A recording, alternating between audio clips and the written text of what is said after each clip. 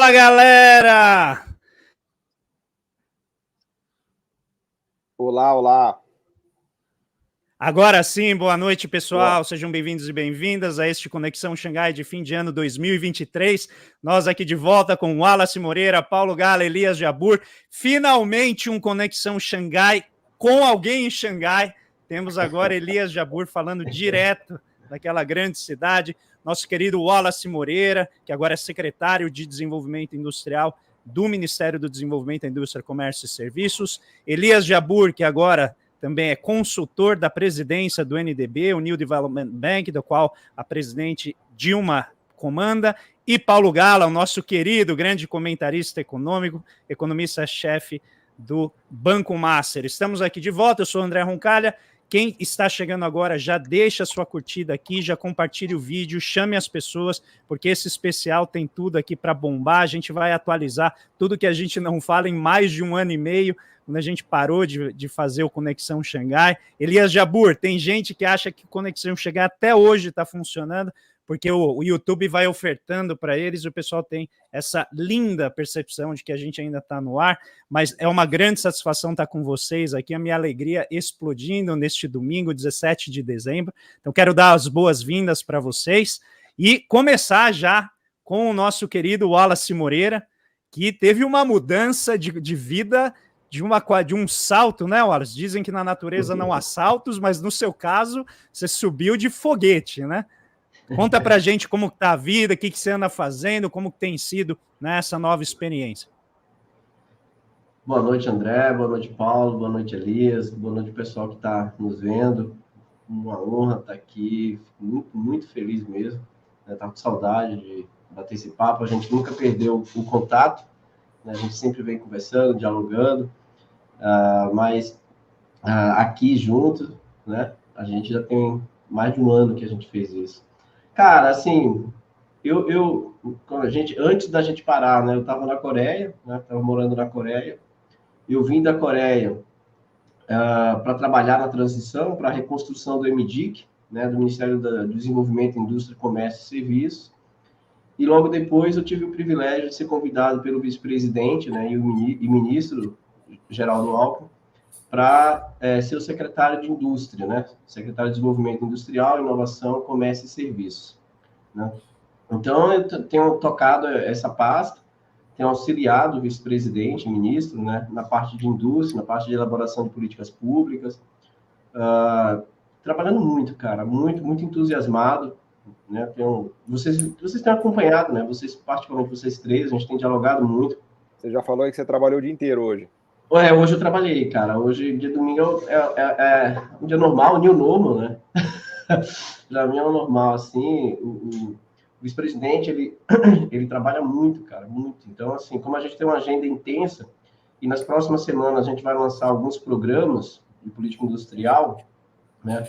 Aí a gente precisa fazer ajustes, fazer discussões, para que possa sair tudo certinho, né? Um programa bem robusto, que a gente tem trabalhado e articulado com o Ministério da Fazenda, com o ministro Fernando Haddad, né? Com a Casa Civil, o ministro Rui Costa, né? Então, geralmente, isso é interessante, cara. A pauta de política industrial é muito transversal, né? A gente tem que dialogar com vários ministérios. Ela não é exclusivamente e unicamente do MDIC, né? Muitas políticas das quais a gente elabora, que a gente discute, a gente vai dialogar com outros ministérios para tentar aprimorar a proposta de política industrial, até porque alguns ministérios têm algumas expertises que a gente não tem, né? Então, isso necessariamente nos leva a ter esse diálogo constante para dialogar, para pensar, para implementar a política industrial. Eu, particularmente, cara, acho que a gente teve muito êxito esse ano, teve muita coisa que a gente fez, né? Não é fácil você assumir um governo em que não existia o ministério, né? Você tinha secretarias que cumpriam ali um pouco a função do ministério, mas muito longe de ser um ministério. Eu participei de um podcast junto com o André, eu critiquei, né, André? Em que a gente dialogou um pouco sobre isso. Você é um ministério que é recriado, né? Com uma composição muito boa. Em que sentido, Paulo? E aí eu acho que é bem bacana. A gente recriou o MDIC dentro de uma perspectiva de grandes missões e a Secretaria de Desenvolvimento Industrial, em particular, na perspectiva de complexidade tecnológica, né? Então, a gente tem diretoria de alta complexidade tecnológica, de média complexidade tecnológica, tudo para pensar... Legal, vocês fizeram, inclusive, essa divisão dentro do... Fizemos, cara, fizemos. Porque a ideia era a gente pensar a política industrial dentro dos grandes novos desafios que a gente vem enfrentando, né? E desafios tanto na perspectiva daquilo que se convencionou chamar de indústria 4.0, como também dos desafios geopolíticos, né, cara? Política industrial, a gente estava conversando aqui antes de iniciar, ontem saiu uma reportagem que os Estados Unidos estão dando 2 bilhões de dólares de subsídios para atrair uma única empresa, para fabricar, não é nem fabricar, para encapsular semicondutores no Arizona. Então, a gente está falando, cara, de um cenário internacional que pensar a política industrial não é trivial, dado o volume de recursos que está se jogando no mercado. Estou tentando transformar a Arizona numa Taiwan, né? A quantidade de empresa de semicondutor que vem para o Arizona é impressionante. Sabe o que eu acho engraçado? Existe um debate muito interessante. Cara, já estou falando demais, né? Então, o Elias, eu estou com saudade de ouvir o Elias, o Paulo, o André. Então, assim, mas assim... conclui aí e depois a gente volta. Termina mas, assim, aí, tá eu acho que esse ponto é interessante, Paulo, porque, assim, logo no início do ano, cara, né, o debate em torno de política industrial é que a gente ia ter o nearshore, né, o friendly shore, e, na verdade, cara, o que a gente vem observando no mundo é muito mais o reshore do que qualquer outra coisa. É o US Shore. É muito dinheiro para reintegrar cadeias produtivas, né? Para reintegrar cadeias produtivas. E uma luta, uma disputa mundial para você reintegrar essas cadeias produtivas e torná-las mais resilientes, fortes, né? Com a perspectiva, e aí eu acho esse termo genial, para uma questão de soberania nacional. Política industrial hoje, ela é sinônimo de soberania nacional. É assim que se discute política industrial. Ela não é apenas mais um instrumento, né, de você atender uma determinada demanda. Ela é um instrumento hoje de soberania nacional, de defesa dos interesses nacionais. O Biden vem falando isso, a Europa fazendo isso. A China, onde o Elias está, né, sempre tratou a política industrial e de inovação dentro dessas perspectivas de algo estratégico como soberania e defesa nacional, né? E é assim que a gente vem conduzindo o Ministério. E aí, ao longo do programa, eu vou citando algumas políticas que o vice-presidente já criou, já implementou, né? Vice-presidente e ministro, algumas que a gente vai anunciar aí, que ele vai anunciar nas próximas semanas, né? Então, assim, o vice-presidente... E aí, só para concluir essa parte introdutória, eu acho que o presidente Lula foi muito feliz, cara, quando ele traz para o Ministério da Indústria o vice-presidente da República, porque você dá um caráter de poder institucional ao MDIC que nenhum outro ministério tem, com todo respeito a todos os ministérios. Porque ele pode deixar de ser ministro, mas ele continua sendo vice-presidente e muitas vezes presidente em exercício quando o presidente Lula está viajando. Isso dá um caráter institucional de poder ao MDIC, né, que torna a política industrial no Brasil relevante e estratégica nesse sentido. Perfeito. Gente, vamos lá, quem está aqui, dê a sua curtida, compartilhe com as pessoas para elas virem para cá. A gente já está chegando em quase 1000 pessoas ao vivo. Dá para a gente ir muito mais longe, fazer bombar este encontro, este especial aqui de Natal. E agora, Wallace, na hora que você estava falando, você falou nearshoring, eu escutei Elias Shoring. Eu falei assim, tá aí um novo conceito. Tá aí um novo conceito. Depois do raio jaburizador, Elias Shoring. Que é quando você chega no plano de análise do Elias Jabbour e a gente tem agora uma reconstrução da nossa forma de enxergar o mundo. Elias Jabbour, grande satisfação ter você aí de Xangai. Fala aí, o Elias, depois que ele foi para a China, falaram para ele que ele ficou mais bonito. Ele não quer voltar mais, tá? Não quer voltar mais. Tá com a barba Você vê que a camisa mal consegue dar conta do bíceps dele, de tão forte que ele tá. Elias Jabbour, conta pra gente aí o que tá rolando nessa Xangai aí. George Clooney. Cara, a parada é a seguinte. Eu tô super feliz de encontrar vocês de novo, apesar de nós nos falarmos por WhatsApp, né? E eu tô, vamos dizer assim, indo na academia do banco. O banco tem uma academia que eu vou todo dia, 7h30 da manhã, tô lá no máximo, né? Eu não tô tomando essa bomba toda que o Wallace toma, né, cara? Porque aqui na China não é fácil ter acesso, né? Pessoal, acho que são duas experiências que eu estou vivendo aqui na China que eu queria compartilhar com vocês logo de começo, né? Porque uma coisa é o Wallace vai identificar o que eu vou falar, mas também o Paulo e o André, que é a rotina de ser professor da universidade, a rotina de ser pesquisador, a pesquisa de publicar artigos, de fazer pesquisa, né? E mesmo a rotina das redes sociais, né? Ou seja, nós tínhamos essa rotina, todos nós, assim, e de certa forma continuamos tendo, né? Uma outra coisa é o exercício do poder político real, né? Em certa medida, né? E também, no meu caso, além disso, nós não estou exercendo nenhum tipo de poder, mas eu estou lidando com uma série de desafios aqui no Novo Banco de Desenvolvimento, com a presidenta Dilma, em que basicamente é você estar o tempo inteiro em contato com as grandes lideranças mundiais, que vão além dos presidentes dos países do BRICS, mas também de outros países, por exemplo, que querem adentrar o banco, né? Então nós temos esse tipo de contato, como se diz, institucional. Então isso nos faz ter mais traquejo no fazer política em altíssimo nível, né? Ou seja, não no nível, como se diz, das próprias redes sociais, né? Então, por exemplo, a gente participa de um comitê que tá construindo os critérios para a admissão dos novos membros. Nós somos obrigados, porque eu sou o responsável, né? Por administrar as contradições que existem entre nós, ou seja, entre nós os países membros, né? O que não é uma coisa nem um pouquinho fácil, né? Então, acho que existe essa experiência que é super enriquecedora, né? De estar participando de um processo, estar fazendo parte da história, que eu acho que é o mais importante, e estar escrevendo a história, como o Alice também está fazendo do jeito dele ao tentar reconstruir o que é o próprio conceito de política industrial, né? Ou seja, o Wallace Moreira hoje ele está no núcleo da construção, da reconstrução do próprio conceito de política industrial no Brasil, né? E a outra experiência é estar num país em que eu tenho que estar explicando o tempo inteiro para as pessoas como que um país que está com 30% da sua economia quebrada, ou seja, 30% da economia é o real estate, né, que é o setor de construção civil, né, quebrado, e mesmo assim vai crescer 5% esse ano, né? Ou seja, qual que é o plano dos chineses para isso acontecer? Então, todo o tempo que sobra aqui no Novo Banco de Desenvolvimento, eu tenho me dedicado para pesquisar as novas determinações do processo de desenvolvimento da China, porque existem novas determinações. Aí eu faço aqui o meu primeiro comentário mais afiado, né? O Ocidente não sabe nem o que está acontecendo aqui na China, né? Ou seja, os acadêmicos ocidentais, os economistas de bancos, não tem nem noção do tamanho da transformação que está ocorrendo na China hoje.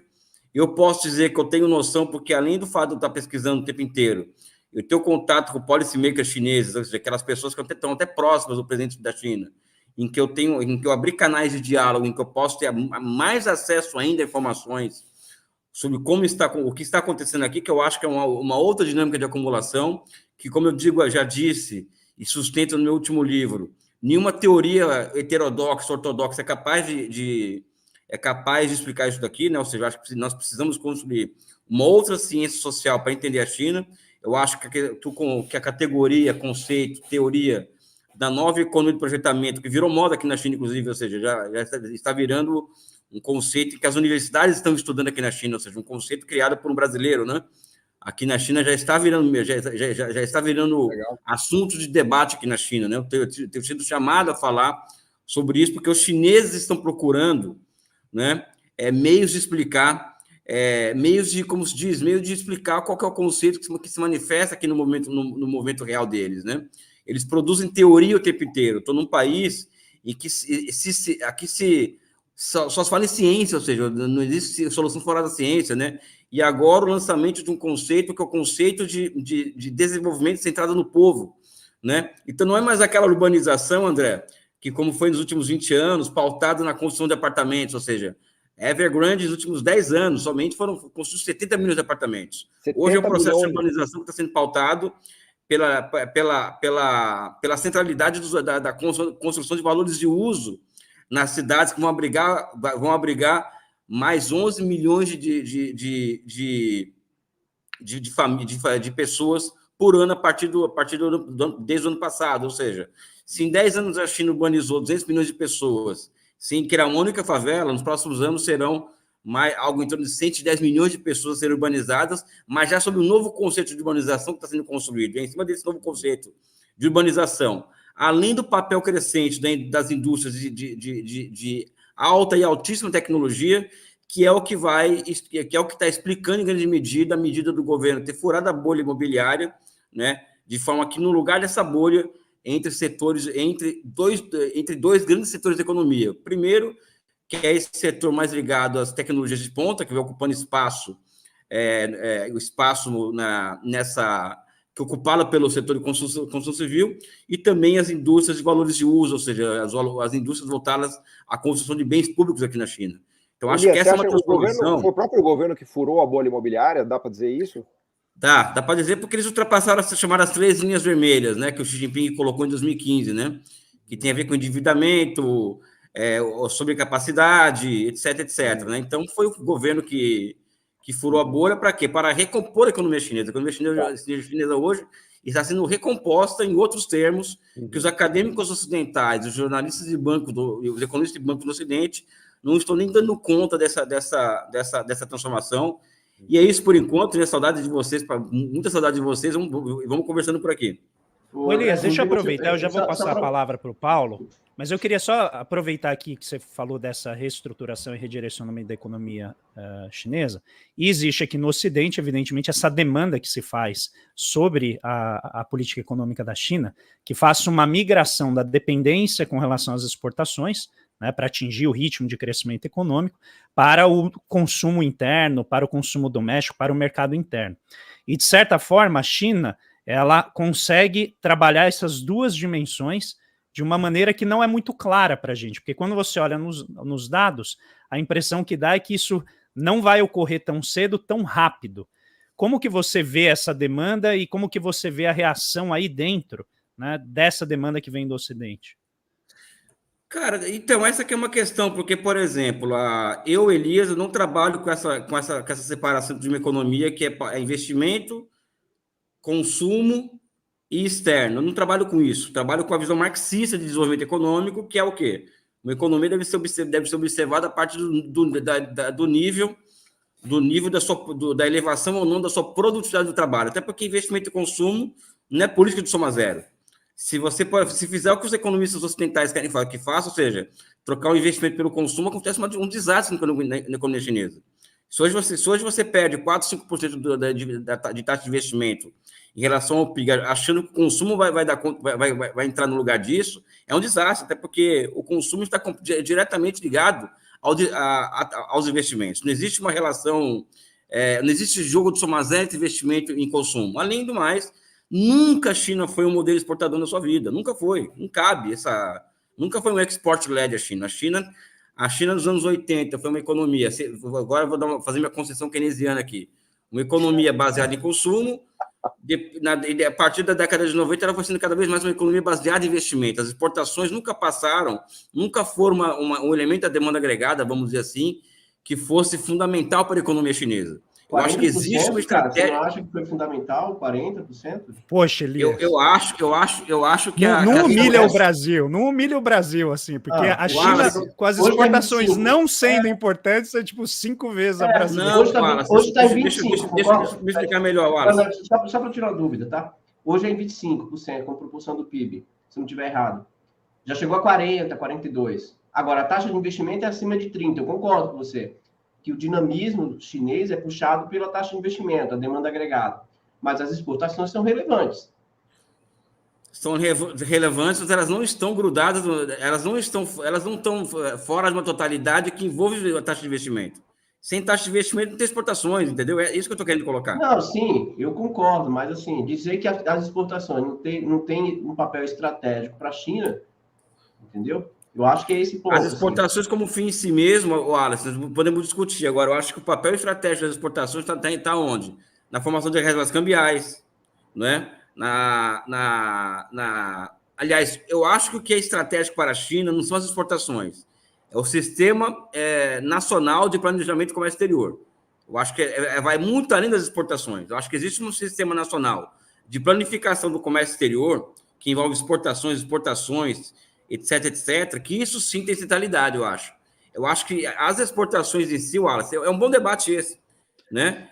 Elias, o que você está colocando é que o eixo do debate não é esse. É esse o seu ponto. Entendi. Não se trata de uma mera migração, deslocamento, exportações para consumo interno. Você quer, ele fica nervoso de reduzir o sucesso da China a um export-led, né? Não, isso aí eu jamais faria. Mas não é isso. Por fim, eu acho o seguinte, o último dado que eu traria para vocês, corroborando a visão marxista de desenvolvimento, eu acho que é o seguinte, a China vai ter um crescimento da taxa de produtividade do trabalho, que é o que importa, na minha opinião, né, que eu acho que é o que vale para, né, de 4,1% esse ano. Né? Os Estados Unidos, com tudo isso que está fazendo, de incentivo para a indústria, trazer indústria para os Estados Unidos, etc, etc. Né? Eu só quero registrar, Elias, quem está aqui assistindo sorrateiramente, e devia estar aqui dentro com a gente, tá? Que é Eduardo Costa Pinto aqui, ó. Ele é o cara, né, aqui em sua defesa, dizendo que exportação líquida na China é baixa. Não, mas só para trazer esse dado só, para vocês terem uma noção da produtividade americana. Qual é a alta da produtividade americana? Não, é negativo, 0,1. Com tudo incentivo, guerra da Ucrânia, transferência de cadeia produtiva da Alemanha para os Estados Unidos, a produtividade do trabalho dos Estados Unidos vai ter 0,1% de crescimento. E a China 4,1%, ou seja, eu acho que por aí como a economia deve ser observada, assim, é uma opinião particular minha. Não que eu despreze as outras, não que eu despreze a visão de demanda agregada e tal, mas acho que a questão da produtividade ela é muito mais fundamental, ela é muito mais universal no particular do que os outros componentes da demanda em si, né? Já voltei aqui com a universal particular, né? Mas é isso, mas o Wallace claro, tem razão. Se falasse isso, é muito grande, né? Não, então, eu estou falando que assim, a desaceleração do crescimento chinês tem feito com que a China busque mercados para poder jogar seus produtos, com um nível de competitividade que ninguém aguenta. Essa que é a verdade. Essa que é a verdade. Então, se você pegar vários setores, né, o processo de inserção chinês, da mercado do produto chinês é muito alto, de um nível de competitividade que nenhum país no mundo consegue derrubar. Em condições de livre mercado, ninguém consegue. E recentemente eu vi um dado, Elias, em que a gente viu que o conteúdo de P&D da China, as exportações têm alto conteúdo de pesquisa e desenvolvimento, batem $1 trilhão, comparativamente aos Estados Unidos, que estagnou em 200 bi ali. Então, existe essa proporção já? É nessa proporção. Então, é um impulso para que os países do Ocidente comecem a investir tão pesadamente em ciência e inovação, que fica muito claro, assim, o que eu acho que o Elias está colocando é, se a gente pega só as grandezas macroeconômicas, não parecem ser relevantes para você fazer um deslocamento das exportações para as importações. Só que do ponto de vista qualitativo, né, aquilo que a gente sempre falou, exportações são um cartão de visita para o mundo, é a maneira como você leva a sua tecnologia, a maneira como você expõe sua competitividade, mas isso está conectado com a atividade econômica, com a estrutura produtiva. Não existe plataforma de exportação baseada em estrutura simples. Né? Você explicou melhor que eu queria dizer, mas é isso mesmo. Um último dado que eu queria, eu acho, Wallace, que também é debate, a redução do crescimento chinês está diretamente ligada, vamos dizer assim, a uma dinâmica de acumulação que é cada vez mais centrada na ciência e tecnologia.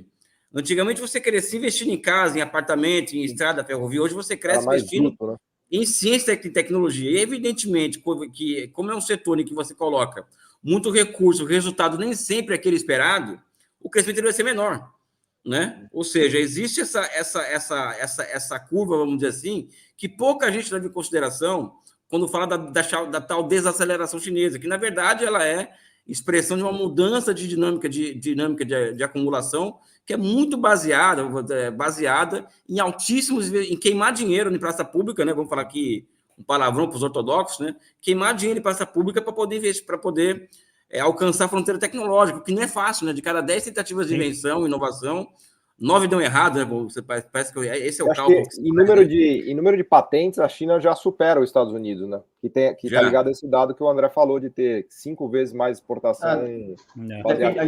Gente, deixa eu só...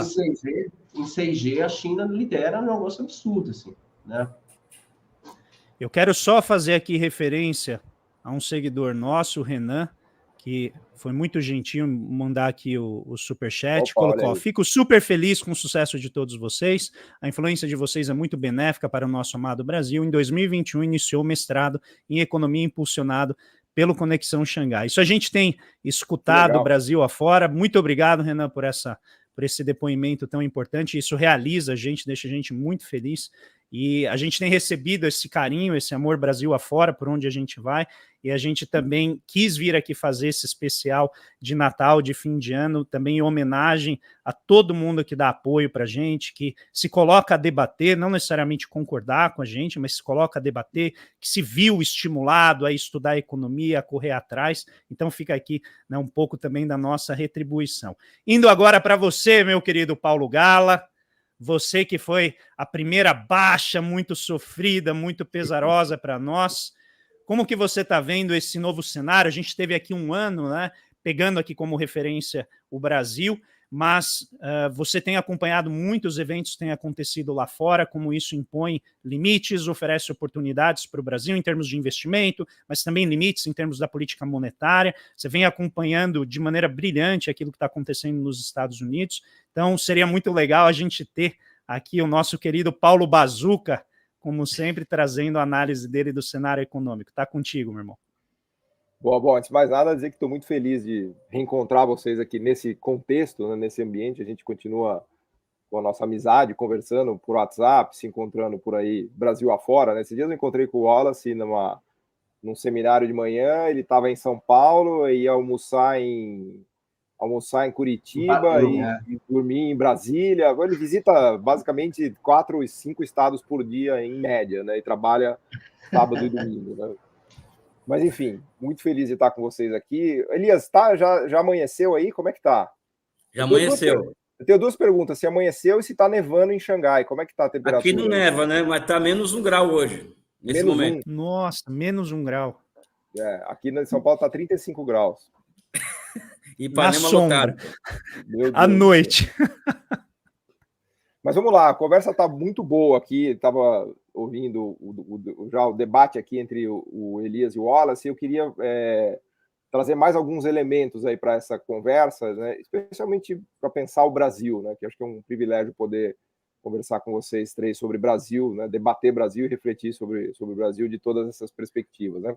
Mas antes, eu acho que vale 3 minutinhos de falar de Estados Unidos, só para lembrar que foi um ano bastante difícil, né? A gente não dá para falar do Brasil, do que está acontecendo no Brasil, sem relembrar o que aconteceu nos Estados Unidos. A gente teve um choque de juros brutal, né? Um dos piores choques de juros da história americana, desde o início dos anos 80. Esse choque de juros de lá foi, inclusive, mais forte do que foi o choque de 2006, 2007, que acabou estourando a bolha imobiliária americana.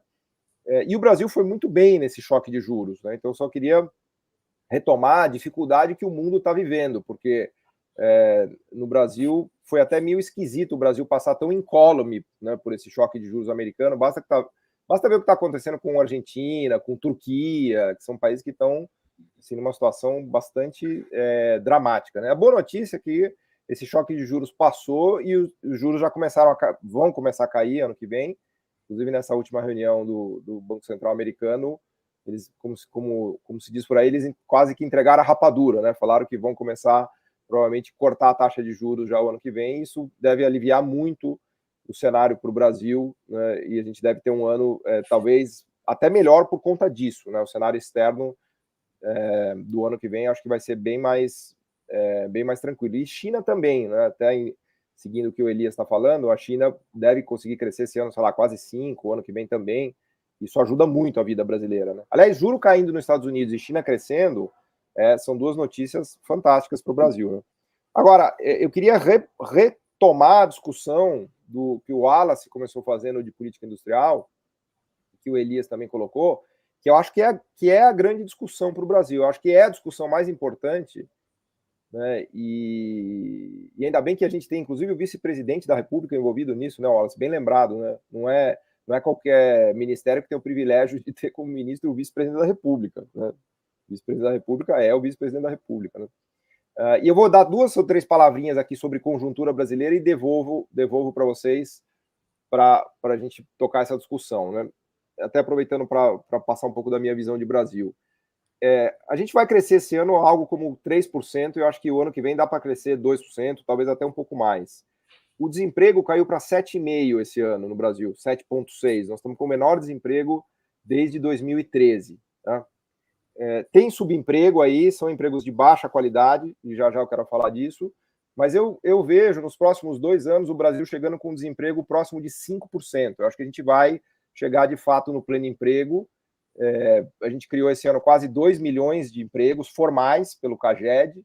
Se a gente criar mais 1,5 milhão o ano que vem e 1,5 milhão no outro ano, que é relativamente fácil, para o Brasil não é difícil, a gente está criando 1,5 milhão de empregos na média dos últimos 3 anos. Se vocês olharem o dado no pós-pandemia, todo ano o Brasil tem criado 1,5 milhão de empregos, né? O que nos mostra que rapidamente a gente vai chegar num nível de pleno emprego, com todo mundo ocupado, todo mundo trabalhando. Esse ano a gente bateu a marca de 100 milhões de pessoas trabalhando, que foi um número recorde também para o Brasil. Teve massa salarial recorde e emprego recorde. Agora, o grande desafio é a qualidade dos empregos, é o subemprego e a qualidade dos empregos. A gente tem hoje 100 milhões de pessoas trabalhando que ganham, na média, R$ 2.900. Esse é o salário médio. Se você olhar na PNAD contínua, que é a pesquisa do IBGE, você vai ver lá que os 100 milhões de brasileiros ganham, na média, R$ 2.900, e é muito pouco, né? Se a gente pensar em termos da renda per capita brasileira comparada, até mesmo a chinesa, que já vai embora, já passa de $15 mil, para não falar de países ricos, a gente está falando de um desafio que o Brasil tem aí de pelo menos triplicar, quadruplicar, quintuplicar o ganho médio, o ganho real das pessoas, o salário das pessoas. E isso só vai acontecer com política industrial, com sofisticação produtiva, né? Não existe outro caminho, né? Por isso que eu acho que o que o Wallace está falando aqui é da maior importância, né? Não existe outro caminho de dobrar, triplicar, quadruplicar o salário brasileiro que não seja a via da sofisticação produtiva, né? Aliás, eu estava vendo esses dados abertos em termos de agronegócio, e é ainda mais desesperador, porque eles fazem aquela conta do agronegócio que eu nem concordo muito, né? Que é você pegar colocar os serviços ligados ao agro. Você soma a cadeia produtiva, né? Você soma a cadeia produtiva e não o setor. Se você fizer tudo isso, dos 100 milhões de empregos, vai dar 25 milhões ligados ao agro, tá? 25 milhões de empregos ligados ao agro. Essa é a conta da Exalc, do centro que eles têm lá. O agro, estrito sensu, são 8 milhões de empregos. Depois o agroserviços tem mais uns 10 milhões. Depois a agroindústria tem mais uns 4 ou 5, e depois os insumos agro tem mais uns 2 milhões. Quando você pega a média salarial do agronegócio, o salário cai para R$ 2.200. Ou seja, o R$ 2.900 por mês dos 100 milhões, que já era baixo, quando você olha do agrosetor, do agronegócio, isso aí cai para R$ 2.200. Né? Então, cerca de 25%, né? Abaixo, né? Então isso nos dá a dimensão do desafio que a gente tem, porque o que eu acho que é dramático para o Brasil hoje é enxergar que a gente já vai ter todo mundo que quer trabalhar no Brasil vai conseguir trabalhar, mas vai trabalhar num emprego muito ruim, vai ter um salário muito baixo, né? Não vou falar mal de Uber aqui, né? Até porque eu sou um usuário convicto de Uber, né? Eu vendi o carro só ando de Uber, mas são empregos desse tipo que você tem que você mesmo até com qualificação elevada você não consegue ter o ganho salarial. Então, eu acho que o grande desafio do Brasil, a meu ver, nos próximos anos, né, próximos 5, 10 anos, vai ser o de transformar a estrutura produtiva para que ela seja capaz de pagar salários melhores, né? Esse é o grande drama que a gente tem, que vai de mão dada com a questão do investimento baixo, né? O 15% de investimento sobre PIB, que é muito baixo, ele é totalmente incapaz de transformar a estrutura produtiva brasileira para que a gente possa empregar 100 milhões de pessoas ganhando 2, 3, 4 vezes mais do que elas ganham hoje, né? Enfim, então com isso eu devolvo a palavra aí para vocês e reforço, né, a importância da gente discutir essas questões de política industrial, de sofisticação produtiva, de avanço tecnológico, de inovação, de P&D, de patentes e tudo mais, né? Obrigado.